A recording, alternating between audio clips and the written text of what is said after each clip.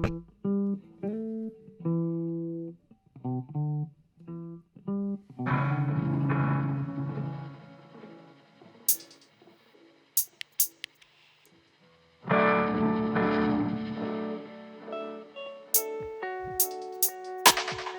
name is Davina Satori.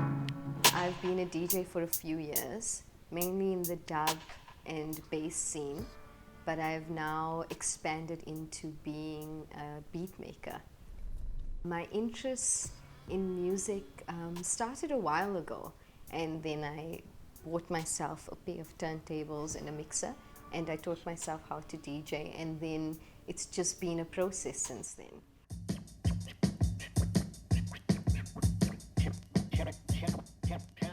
I saw a documentary on scratching, and then it broadened my horizons and my perspective on DJing, because I thought, no, these guys are actually musicians. They can put different sounds together creatively, and I also liked that it was outside of the box. It wasn't rigid, it wasn't academic.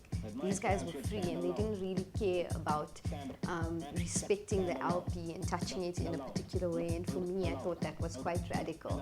And I also thought, because I had no background, this was the first thing that I could do immediately. So I could go get the equipment, teach myself, and get gigs fairly soon. Whereas if I did that with an instrument, I didn't think that it would be possible. And maybe at the time, because I wasn't exposed to any instrumentalists, I didn't even think that that could be a reality for me.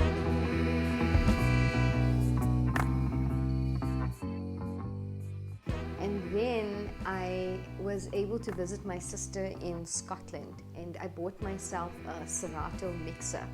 So that also totally revolutionized my DJing experience, because now, instead of lugging around LPs or being limited in what I could play, now I could download stuff and really play all kinds of music, So it opened up so many doors. I got a chance to open for a fairly big DJ. It was one of the floors of DJ Yoda, but I wasn't on the hip hop floor, I was on another one, the dub and bass floor.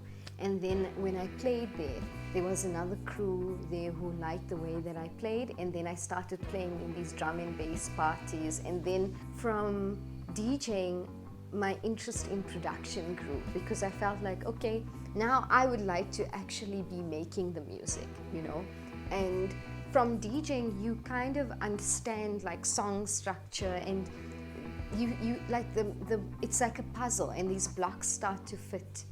Things make sense. So now, for me, production was the next progression. When I first started making music, although it hasn't been long ago, my primary interest was my own personal experiences, particularly with regards to love.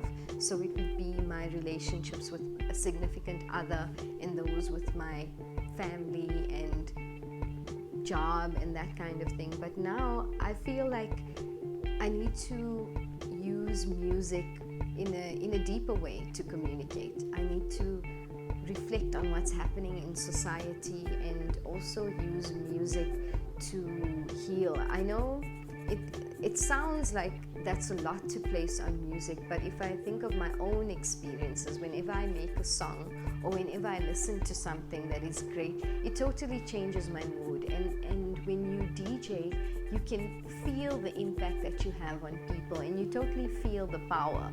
So I would love to do that with my own music. What's attracted me to dub music in particular is the way they use effects.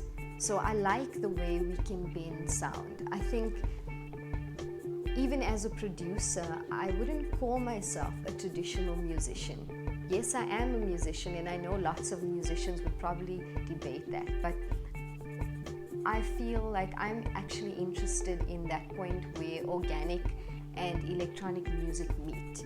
So that's my main music interest at the moment. Just playing with sound, bending things, and learning the guitar. And I think all of my experiences have informed that thus far.